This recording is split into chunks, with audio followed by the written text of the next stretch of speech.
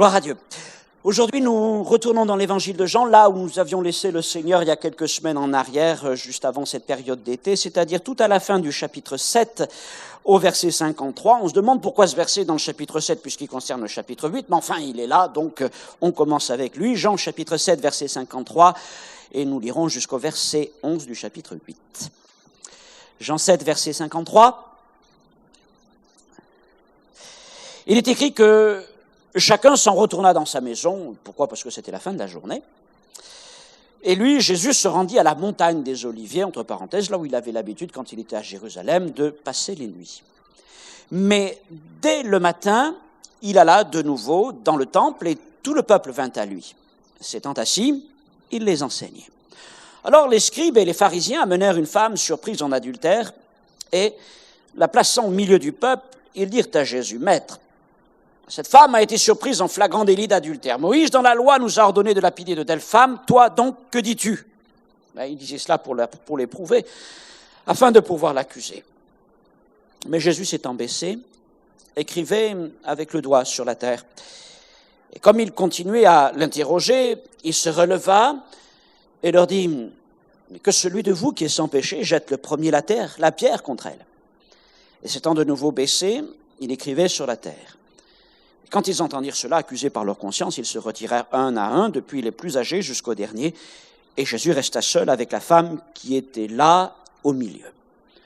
Alors, s'étant relevé, et ne voyant plus que la femme, Jésus lui dit, « Femme, où sont ceux qui t'accusaient? Personne ne t'a-t-il condamné ?» Et elle répondit, « Non, Seigneur. » Et Jésus lui dit, « Bien, je ne te condamne pas non plus. Va et ne pêche plus. » Selon son habitude, Jésus donc était assis dans la cour du temple et tôt le matin, il commençait à enseigner les Écritures. Et les gens qui étaient là se pressaient autour du Seigneur pour l'écouter. Quel moment extraordinaire que de pouvoir écouter l'enseignement de la parole par Jésus lui-même. Et j'imagine que l'ambiance était recueillie, studieuse, les gens étaient captivés, ils mangeaient, buvaient les paroles du Seigneur. Quel moment extraordinaire pour commencer la journée. Mais voilà que tout cela, à un moment, est perturbé par l'arrivée intempestive, tumultueuse d'un groupe de religieux juifs qui traînent avec eux une femme apeurée. Et il la précipite au milieu du groupe que Jésus et ses auditeurs forment. Qu'est-ce qu'il se passe? Apparemment, contrairement à ce qui est dit au verset 53, je ne sais pas que je dis que la Bible n'est pas vraie, mais enfin, apparemment, contrairement à ce qu'elle dit, la nuit précédente, tout le monde n'est pas rentré chez soi. Parce qu'au moins une femme s'est trompée de maison. Et elle s'est trompée de mari. Et ce n'était pas passé inaperçu. Et maintenant, comment les choses se sont déroulées, ça, je ne peux pas vous dire. Comment cette femme a été dénoncée, ça, je ne sais pas. Comment a-t-elle fini, elle seule, sans son amant entre les mains de ses chefs religieux, ça, je ne saurais vous dire non plus. Mais ce qui est certain, c'est qu'ils sont très satisfaits de la situation. Non pas qu'ils font grand cas de cette femme ou même de la faute découverte, mais cette femme est un prétexte, en tout cas une amorce toute trouvée pour dresser un piège à Jésus et le discréditer devant le peuple. Maître, cette femme a été surprise en flagrant délit d'adultère. Moïse, d'après la loi, ordonne de lapider de telles femmes. Alors toi, que dis-tu? Aujourd'hui, je m'attarderai sur 3 choses. La première sera la question de l'adultère. Et l'adultère, ne nous méprenons pas, ce n'est pas simplement un truc de religieux conservateur. L'adultère est un péché grave aux yeux de Dieu. Deuxièmement, nous verrons comment Jésus va retourner cette situation et se dégager du piège tendu. Et troisièmement, nous nous arrêterons sur la portée de la parole de Jésus donnée à cette femme. Je ne te condamne pas non plus. Va et ne pêche plus. Et nous parlerons, et ce sera le sujet le plus important, de la grâce de Dieu manifestée en Jésus. Alors donc, mon premier point, et je commence donc par cela, c'est de parler de l'adultère, non pas que ce soit le sujet principal de ce texte, puisque le sujet principal c'est la grâce, mais puisque la question est là, parlons-en quelques instants. Dans 1 Corinthiens, chapitre 7, verset 4, Paul établit que la jouissance du corps d'une femme appartient exclusivement à son mari et vice-versa. Dieu ne rejette pas la sexualité, mais elle ne se conçoit que dans le cadre du mariage.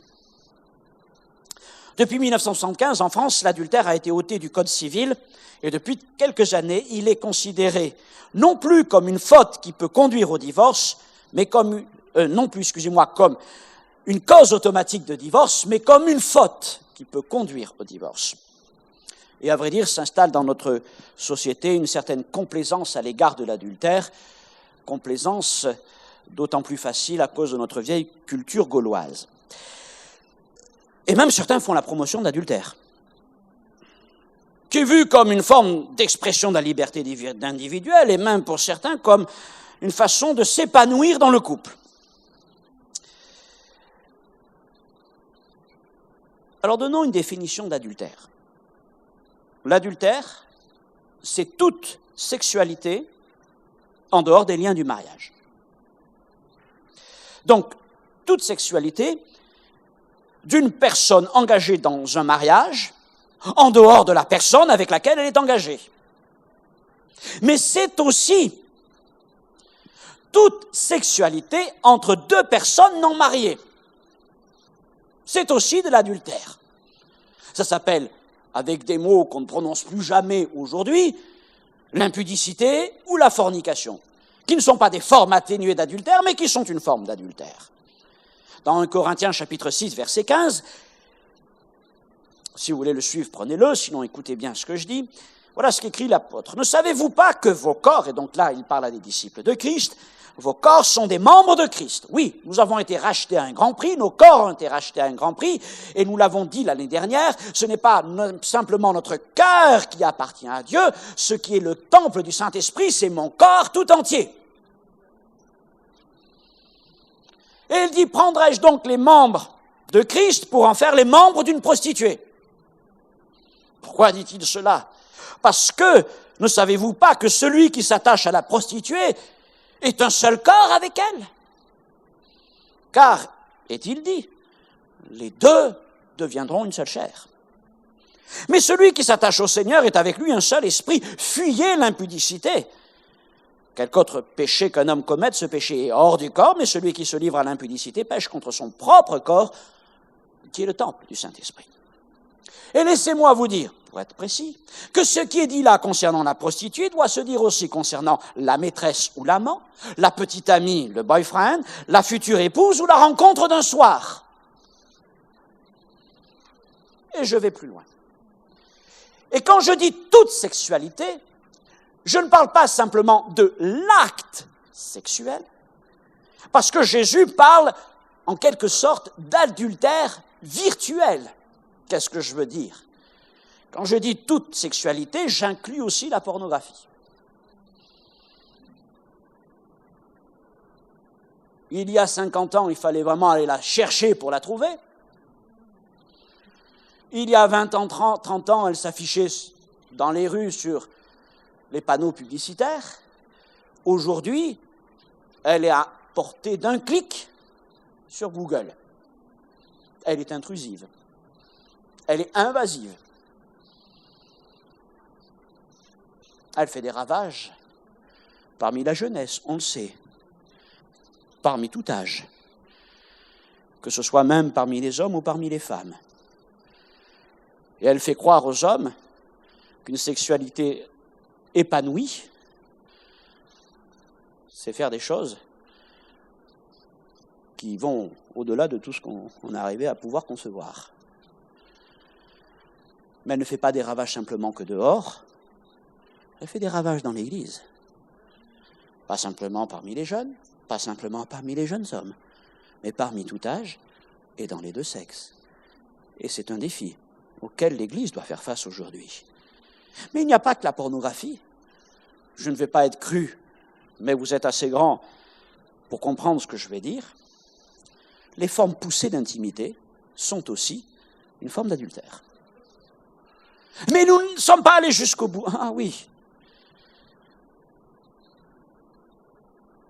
Je ne parle pas d'un baiser arraché à la volée. Mais quand les caresses deviennent trop intimes, ou les jeux trop intimes, là-dedans, ça s'agite. C'est une forme d'adultère. Et Jésus même dit que l'adultère commence dans les pensées. par la convoitise. Il dit lorsque quelqu'un regarde une femme, on pourrait dire aussi un homme, pour la convoiter, il commet adultère. Alors, laissez-moi m'arrêter un instant. Regardez pour convoiter. C'est pas que, dans ce que je veux dire, je vais essayer d'amoindrir ce que Jésus dit, mais je ne veux pas non plus que ça devienne une espèce de poids, l'air ah mince, j'ai croisé une jolie femme qui passait dans la rue, elle est passée devant moi, elle était belle, et ça y est, j'ai commis adultère. Non, c'est pas ce que Jésus dit. Et Jésus dit, regardez pour convoiter. Autrement dit, avoir un regard pesant, et non pas un regard accidentel. Je vais dire un regard déshabillant. Vous comprenez ce que je veux dire? Ça, c'est regarder pour convoiter. Et là, c'est déjà un acte d'adultère. Alors, je n'exagère pas en parlant de l'extrême sévérité de Dieu à l'égard de l'adultère. L'adultère, dans la loi, était un péché qui est exposé à la peine capitale par lapidation, on le suppose. 2 commandements ont à voir directement avec l'adultère. Tu ne commettras point d'adultère, tu ne convoiteras point la femme de ton prochain. La sévérité de Dieu à l'égard de l'adultère vient de ce qu'il rompt les engagements d'une alliance contractée. Et c'est d'abord l'alliance entre Dieu et Israël dont il est question. Quand Israël se détourne de Dieu pour aller vers les idoles, vers les Baals, Dieu dit, c'est une prostitution, c'est un adultère. Et je vous renvoie notamment aux 3 premiers chapitres du livre d'Osée. Osée, cet homme de Dieu, ce prophète, à qui le Seigneur va demander quelque chose de difficile. Trouve une prostituée et épouse-la. Tout ça pour imager l'infidélité d'Israël à l'égard du Seigneur. Quant au mariage, il est considéré aussi par Dieu comme une alliance exclusive. Entre un homme et une femme, une alliance qui assure le fondement de la société et le fondement de l'Église. Alors revenons à Jérusalem. Nous sommes dans la cour du temple, Jésus est en train d'enseigner les Écritures et une femme est donc jetée devant lui. Les religieux juifs arrivent et le pressent de répondre à leurs questions. « Toi, que dis-tu » Vont-ils réussir enfin à mettre Jésus au pied du mur? Déjà plusieurs fois, ils ont tenté d'essayer de le décrédibiliser. Excusez-moi, faut-il payer l'impôt?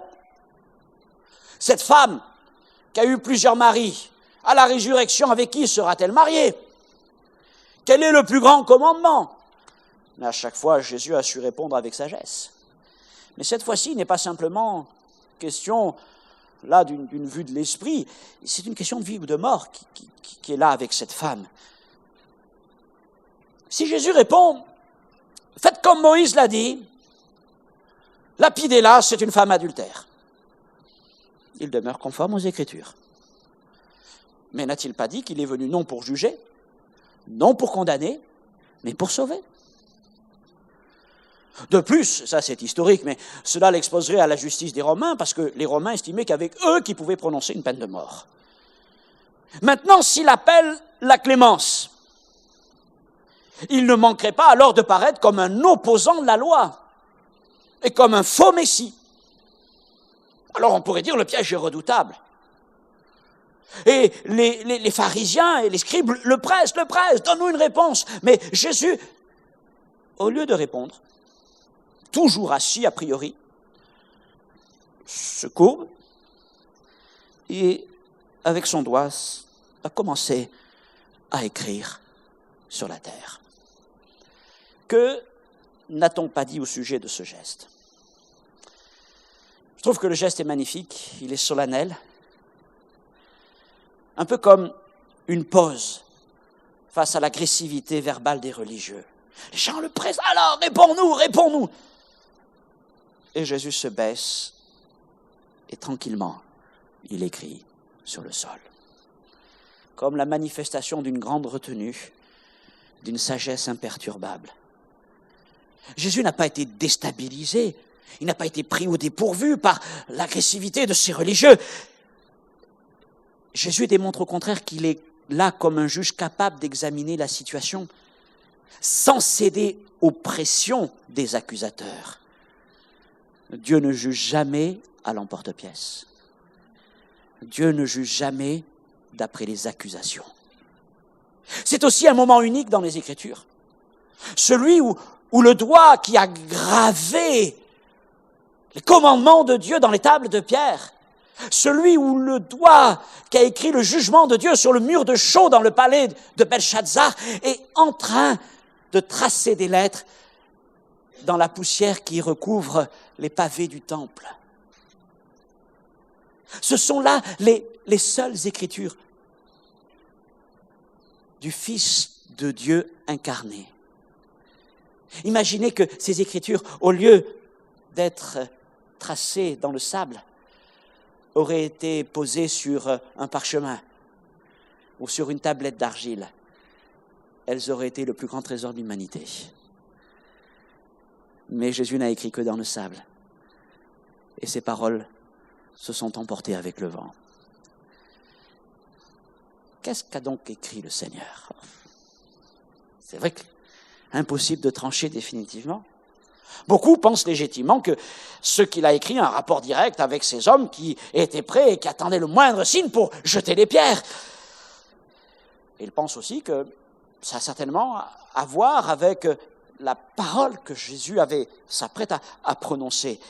En effet, après avoir écrit quelques mots, Jésus se redresse et c'est là qu'il dit cette chose, cette parole pleine de sagesse, de grâce, que celui qui est sans péché jette la pierre le premier contre elle.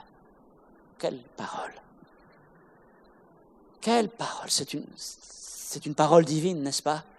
Au milieu d'une tempête, elle vient se poser. Quelle merveilleuse parole!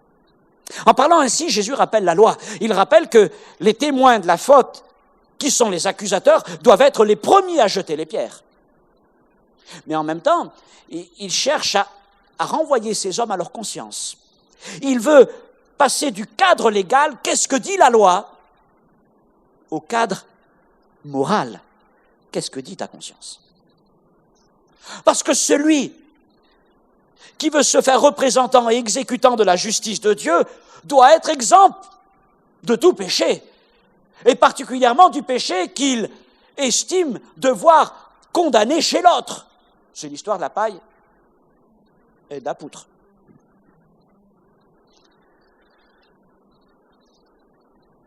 Après avoir dit ceci, Jésus s'abaisse de nouveau pour écrire une seconde fois. Peut-être est-il en train d'achever sa phrase et il les laisse à leur pensée. Et j'imagine que l'effet a été saisissant. Cette parole, Dieu vient de parler. Le Fils de Dieu vient de parler. Chaque mot est pesé, chaque mot les pénètre. Vous savez, la parole de Dieu est comme une épée à double tranchant. Elle est pénétrante.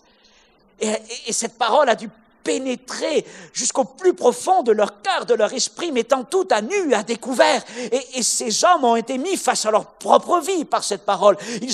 Leur conscience a été mise à nu devant Dieu. Et le texte nous dit qu'ils ont commencé à se retirer les uns aux autres. Ils étaient accusés par leur conscience. Qui oserait prendre la première pierre? Toi, tu vas prendre la première pierre, mais attends. Moi, de toute façon, moi non plus. Et il nous est dit que c'est d'abord les plus anciens qui sont partis jusqu'aux plus jeunes. Et au bout de quelques instants, Jésus reste seul.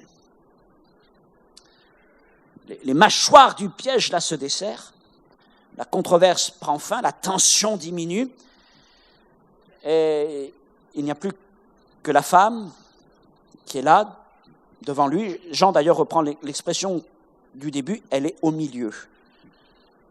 Elle ne s'est pas enfuie lorsque ses accusateurs sont partis les uns après les autres. Elle reste là.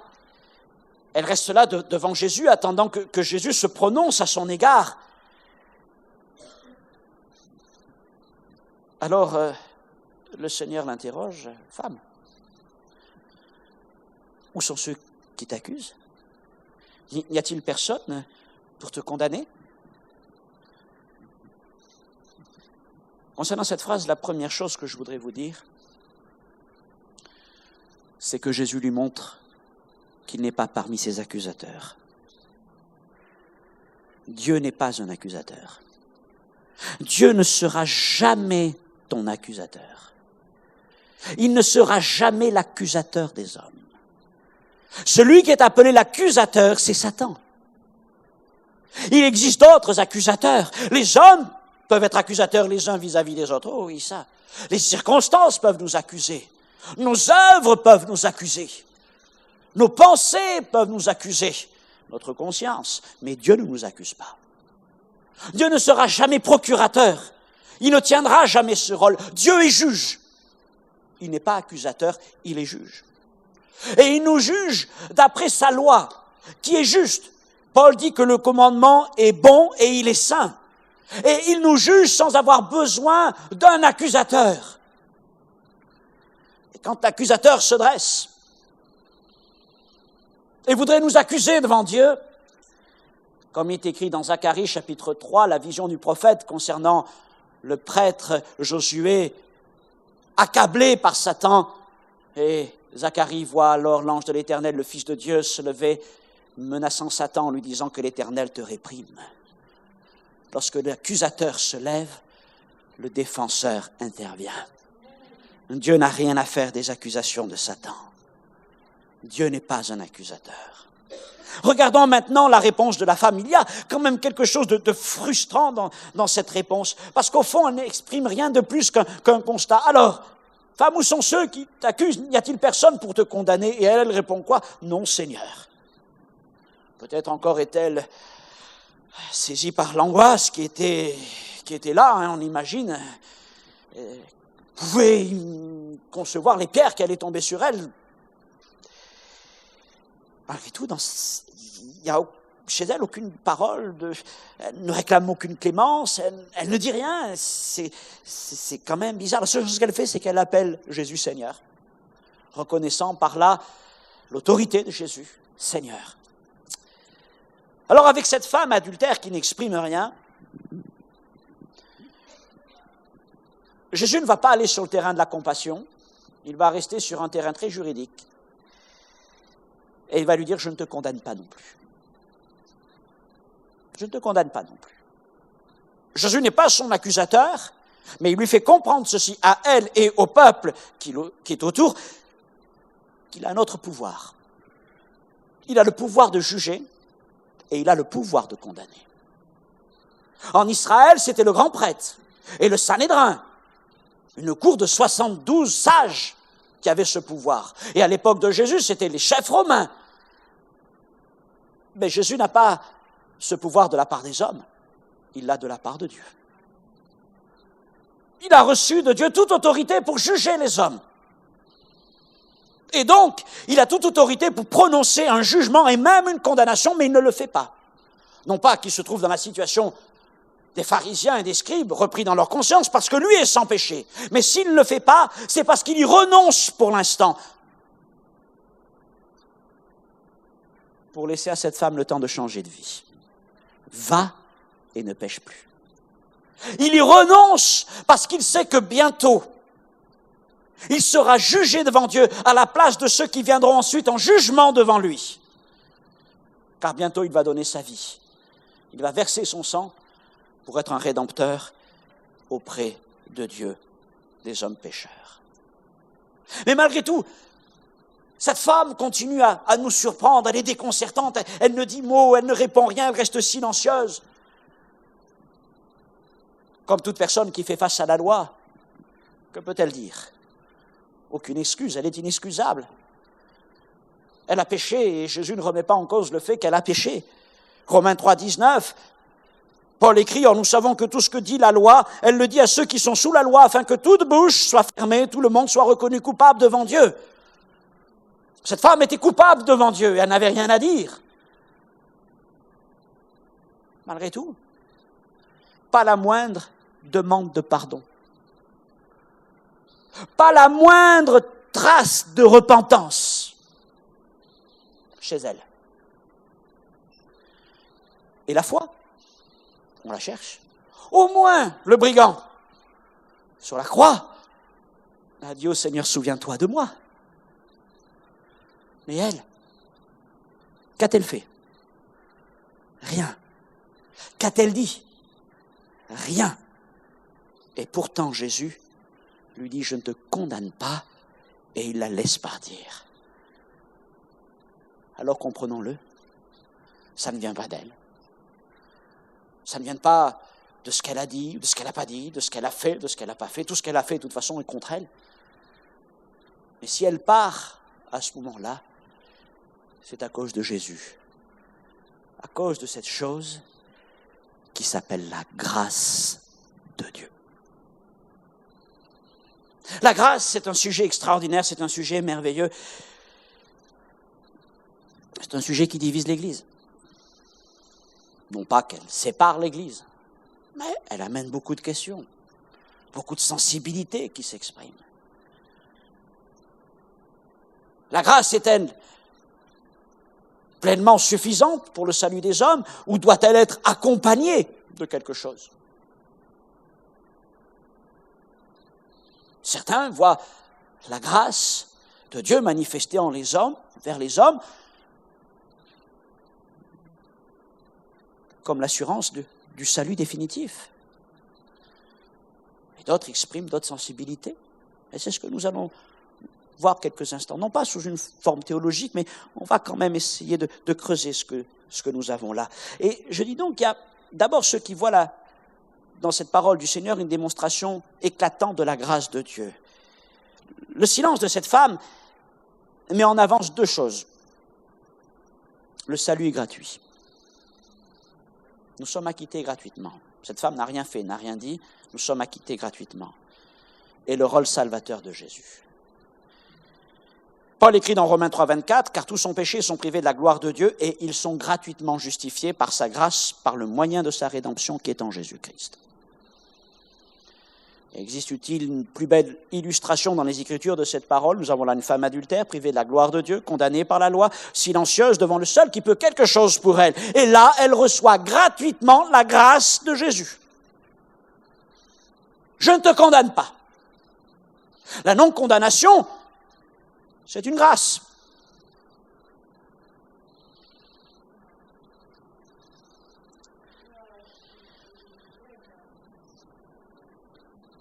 La question de savoir maintenant, c'est est-ce que cette non-condamnation,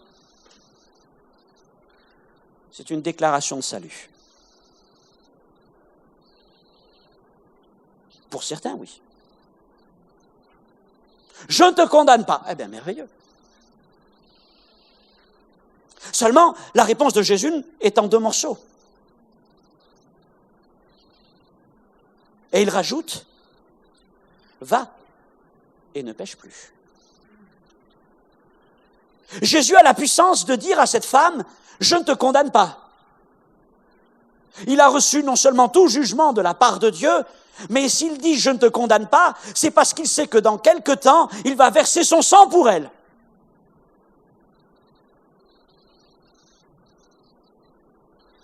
Aucun homme, aucune église, aucun sacrement ne peut donner la grâce de Dieu aux hommes. Seul Jésus le peut.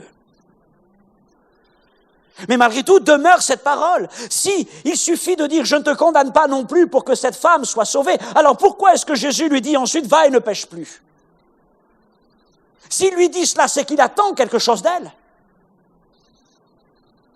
Il attend d'elle une action, une réaction à sa parole. Et c'est là que s'exprime cette autre sensibilité. Et pour expliquer cette sensibilité qui est certainement plus proche de ce que nous enseignons dans nos assemblées, je reviens à un autre exemple, à un autre passage des évangiles, Luc chapitre 7, où il est question d'une prostituée qui vient se jeter aux pieds de Jésus et qui va quelque part laver les pieds de Jésus avec ses larmes et les essuyer avec ses cheveux. Vous vous rappelez ce passage? Et au bout de ce texte, au verset 48, Jésus lui dit à cette femme, « Va en paix, tes péchés te sont pardonnés. » OK? Maintenant, observons une nouvelle fois la femme adultère. Elle n'est pas venue aux pieds de Jésus, on l'a jetée aux pieds de Jésus. Elle n'exprime aucune repentance, aucune foi, aucun amour à l'égard de Jésus. Elle n'a versé aucune larme. Non pas que les larmes soient une démonstration de quelque chose, mais enfin, en tout cas, il n'y a rien qui est sorti de son cœur, on a compris. Alors, est-ce qu'on doit mettre au même niveau les deux paroles? Va en paix, tes péchés te sont remis, tes péchés te sont pardonnés, et je ne te condamne pas. Est-ce que je ne te condamne pas? C'est une déclaration de pardon.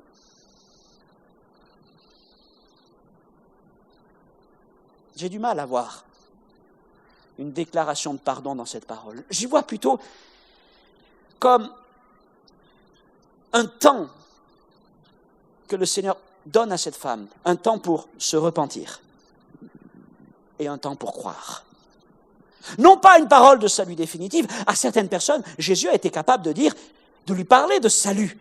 Oui, à cette femme prostituée. Tes péchés te sont pardonnés. Ta foi t'a sauvé. À d'autres, là, il parle de salut. Mais à cette femme adultère, il parle simplement de non-condamnation.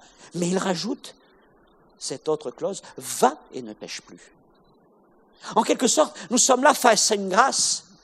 Je ne te condamne pas, c'est une grâce, mais une grâce qui doit être fructifiée. Une grâce qui doit amener quelque chose en plus. Mais comment va-t-elle amener cette quelque chose en plus? Qu'est-ce que Jésus recherche? Il recherche la foi et la repentance. La parole que Jésus donne à cette femme, ce temps qu'il lui laisse, je ne te condamne pas, doit amener un changement dans sa vie. Cette femme doit mettre sa vie en règle avec Dieu, devenir fidèle. Il doit y avoir vraiment un acte de repentance.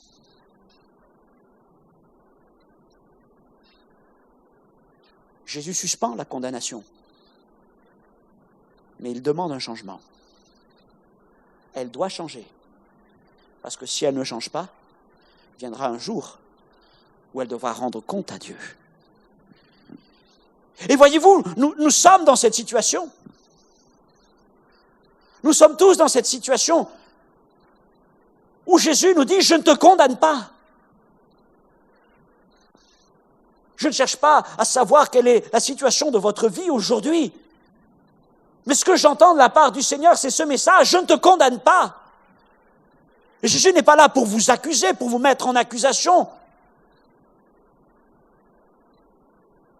Il n'est pas là même non plus pour nous juger et nous condamner. Nous sommes dans un temps qui s'appelle le temps de la grâce. Et cette grâce est offerte à toute l'humanité. À l'homme le plus méchant. D'ailleurs, l'apôtre Paul dit que là où le péché a abondé, la grâce a surabondé. Et là où il pourrait y avoir même un excès de péché, d'iniquité, la grâce surabondera encore. Et cette grâce s'est offerte à tous les hommes. Et cet après-midi, Jésus dit encore aux pécheurs, je ne te condamne pas. Mais il rajoute, va et ne pêche plus. Nous sommes comme dans un temps suspendu. Le jugement est suspendu. Pourquoi est-il suspendu? À cause du sacrifice de Jésus. Jusqu'au temps marqué par Dieu. Et chaque jour qui passe, c'est un jour de patience de la part de Dieu, pendant lequel il appelle les hommes à se repentir. Mais alors que la grâce est là, suspendant le temps du jugement et de la condamnation, le Seigneur appelle ceux qui entendent ce message à un changement radical dans leur vie. Va et ne pêche plus. Je ne sais pas ce qu'il est advenu de cette femme, le texte ne nous le dit pas. Mais ce que je crois, c'est que la grâce, ce n'est pas une faiblesse. Certains pourraient considérer que la grâce, c'est une faiblesse. Attention, la grâce, ce n'est pas une tolérance. Parce que Jésus ne ferme pas les yeux sur le péché. Si ce n'avait été que tolérance, il aurait dit simplement « je ne te condamne pas ». Mais maintenant, il rajoute « va et ne pêche plus ». Mais je crois que la grâce n'est ni une faiblesse, ni une tolérance, mais une puissance. La grâce, c'est la puissance de Dieu. La grâce, c'est une puissance de conviction. De conviction de quoi? De péché, de justice et de jugement. Et quand je dis conviction, je ne dis pas d'accusation. Faites-vous la différence entre une puissance de conviction et une puissance d'accusation? L'accusation est... Je désigne personne, pour mettre personne mal à l'aise. Toi! Voilà ce que tu es méchant. Ça, c'est l'accusateur. Mais la puissance de conviction du Saint-Esprit, c'est de nous mettre à nu, à découvert, devant Dieu, notre juge. Non pas pour nous accabler, nous enfoncer, mais pour nous guérir, nous relever, nous pardonner, nous purifier, nous sauver. Mais nous avons besoin d'être convaincus de la situation, convaincus de péché, la situation de notre vie. Ce n'est pas une accusation, c'est une prise de conscience. Nous avons besoin d'être convaincus que notre situation nous expose à la justice de Dieu et donc au jugement de Dieu à venir. Dieu ne nous accuse pas, mais il nous dit les choses telles qu'elles sont. Et lorsqu'on reçoit cette grâce qui est une puissance de conviction, alors on rentre dans une tristesse dont l'apôtre Paul dit qu'on ne se repent pas, qu'on ne regrette jamais, parce que c'est une tristesse qui nous amène dans une repentance devant Dieu, dans un désir de changement, dans un désir de transformation. Et ça, c'est la puissance de la grâce de Jésus-Christ. Va et ne pêche plus. Ce qui est important de dire, comme je le soulignais là, c'est que le Seigneur ne dit pas « débrouille-toi pour changer ». Hein. Quand tu reviens me voir, tu as intérêt à avoir mis les choses en règle. Parce que ce message, cette parole de grâce, c'est aussi une parole de puissance de foi. Et la foi va transformer nos cœurs et nos vies. Parce qu'il sait bien que ce n'est pas par nos forces qu'on va changer de vie, mais c'est par la puissance de la parole, la puissance du Saint-Esprit qui renouvelle notre être tout entier. Et en parlant ainsi à cette femme, il l'a mis face à la réalité de sa vie. Non pas pour l'enfoncer, mais pour la relever et lui montrer la voie. Oui, tu dois changer. Profite de ce temps de grâce. Nous sommes dans ce temps parce que Jésus a donné sa vie. Alors laissez-moi encore exposer ce qu'est la grâce.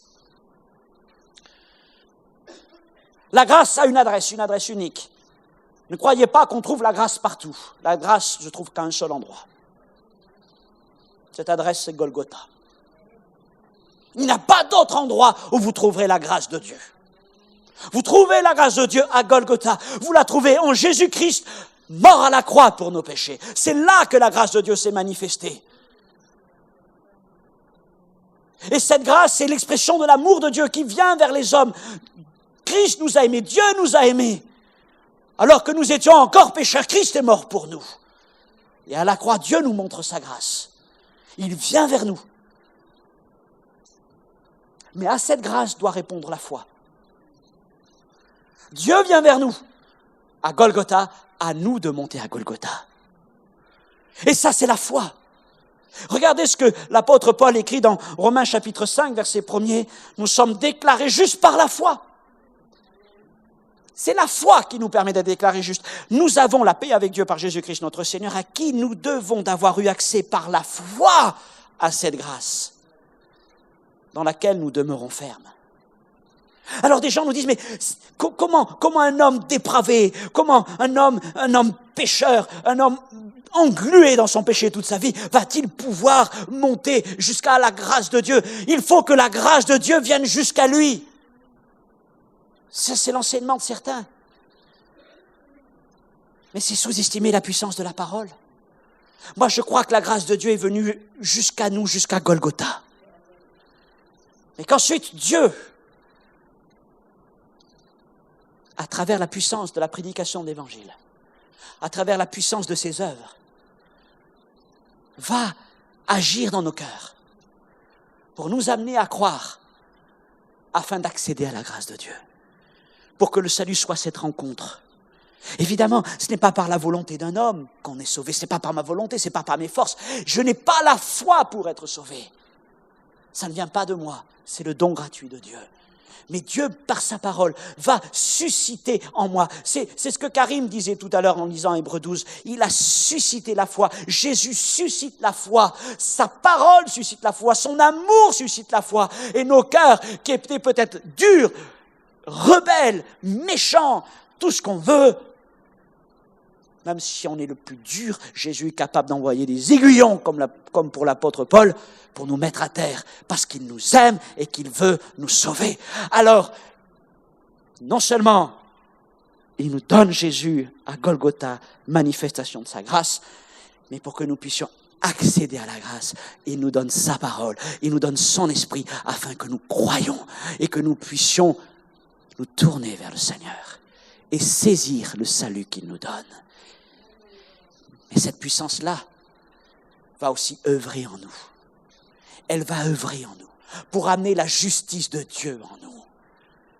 C'est pas simplement dire « Seigneur, je crois ». C'est « Seigneur, je crois et tu fais quelque chose en moi ». Et le fait de croire et de saisir la grâce de Dieu amène le pécheur dans la repentance. Mais la repentance, ce n'est pas simplement du remords, c'est un changement de vie. Et Dieu libère le captif, Dieu délivre le pécheur, Dieu restaure celui qui est fatigué par la vie. Et il nous donne la force de ne plus pécher. Ça, c'est la puissance de la grâce et du message de l'Évangile. Car la parole dit, ce qu'on entend vient de la parole de Christ. Et la foi vient de ce qu'on entend, et elle vient de la parole de Christ. Alors, et simplement alors, nous pourrons dire, comme dans Romains 8, 1, il n'y a aucune condamnation pour ceux qui sont en Jésus-Christ. Romains 8, 1, il n'y a aucune condamnation. Laissez-moi juste voir quelque chose.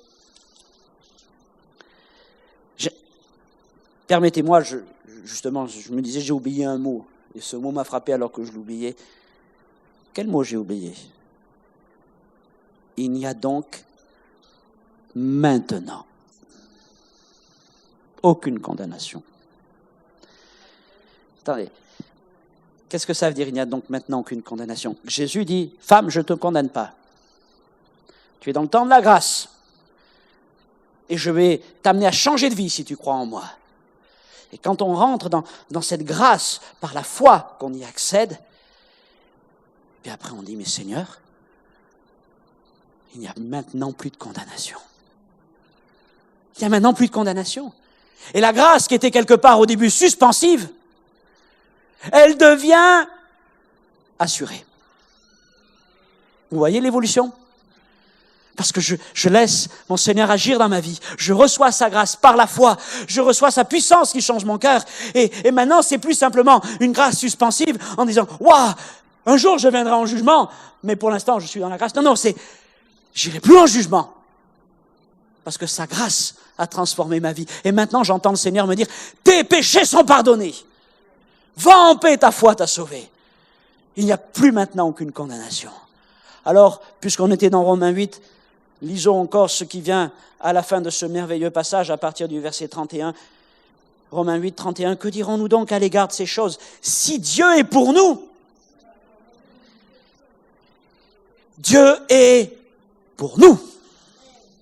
Dans ce temps de la grâce, Dieu est pour nous. Il n'écoute pas les accusateurs. Il est pour nous. Lui qui n'a point épargné son propre Fils, mais qui l'a livré pour nous tous, comment ne nous donnera-t-il pas aussi toutes choses avec lui? Alors qui accusera les élus de Dieu? C'est Dieu qui déclare juste. Qui les condamnera? Christ est mort et bien plus, il est ressuscité, il est à la droite de Dieu et il intercède pour nous, il est notre avocat. Auprès de Dieu, nous n'avons pas un accusateur, nous avons un avocat qui s'appelle Jésus. Il est notre défenseur. Même lorsque je pêche,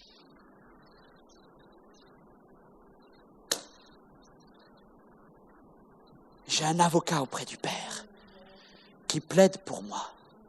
Béni soit le Seigneur. Et alors, qui nous séparera de l'amour de Christ? C'est la même chose que Romains 8, 1. Il n'y a plus de condamnation maintenant pour ceux qui sont en Jésus-Christ. Et le Seigneur dit, il n'y a rien qui nous séparera de l'amour de Dieu. Et le Seigneur va nous garder. Il va veiller sur nous. Mais il nous appartient aussi à nous-mêmes de veiller sur notre foi, de veiller sur notre vie jusqu'au bout. Une grâce incomparable, infinie de Dieu, manifestée envers tous les hommes et offerte à tous les hommes. Cet après-midi, il n'y a point d'accusateur dans ce lieu. Malheureusement, l'Église est trop vue souvent comme une institution d'accusation. L'Église de Jésus-Christ ne doit pas être accusatrice.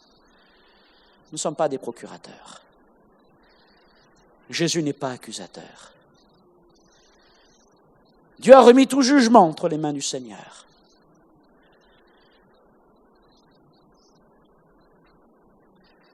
Et nous sommes rentrés dans un temps qui s'appelle le temps de la grâce. depuis que Jésus a versé son sang pour nous. La condamnation, le jugement, tout cela est suspendu. Et Jésus dit à chacun d'entre nous, il nous connaît parfaitement. Il y a ceux qui peuvent dire, il n'y a maintenant aucune condamnation pour moi. J'espère que vous êtes plusieurs à pouvoir dire, à avoir cette confiance dans votre cœur, cette assurance. Et peut-être certains au milieu de nous sont là comme cette femme. Alors je ne dis pas que vous êtes dans la situation de cette femme, peut-être l'êtes-vous pas, mais vous êtes dans une autre situation et vous sentez encore le poids de la culpabilité, le poids du péché qui est sur votre vie. Et je voudrais vous dire, Jésus ne te condamne pas.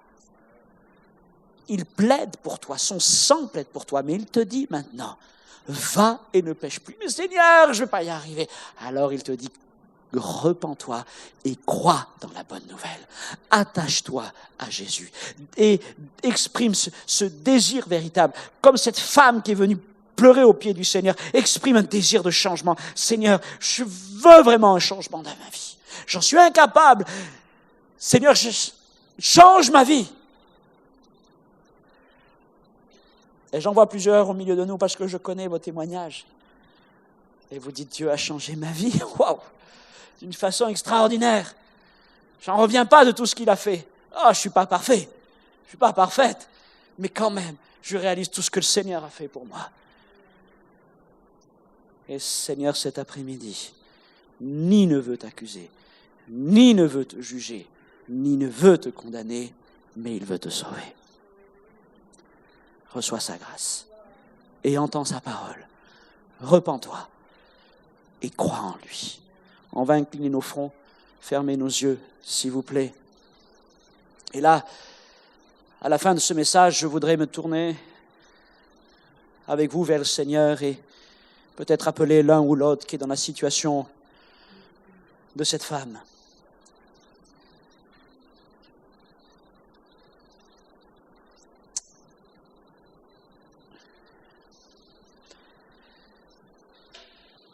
En fait, pardonnez-moi la forme de la question, messieurs, mais je la posais ainsi. Quelle sorte de femme seras-tu? Comme cette femme pécheresse ou comme la femme adultère?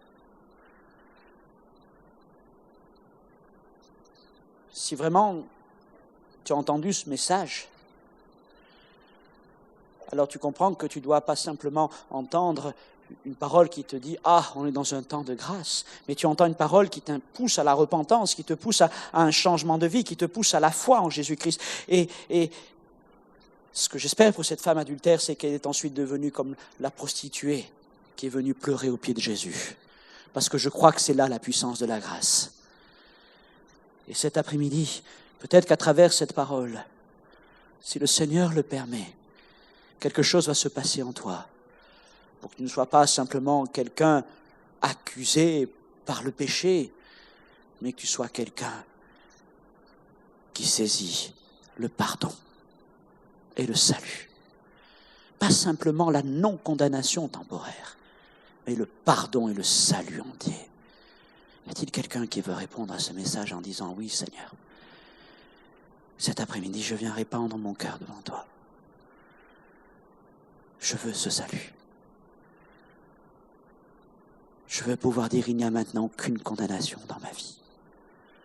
Je veux dire, j'ai l'assurance de mon salut. » Y a-t-il quelqu'un qui veut répondre à ce message tout simplement en levant sa main pour dire, Seigneur, alléluia. Cet après-midi, quelque chose se passe en moi. J'entends ta parole. Je vois des mains qui se lèvent. Y a-t-il d'autres encore qui veulent demander au Seigneur sa grâce? Dieu te l'offre. Mais il te communique aussi la foi pour un changement de vie. Y a-t-il encore une main et puis ensuite nous allons prier ensemble.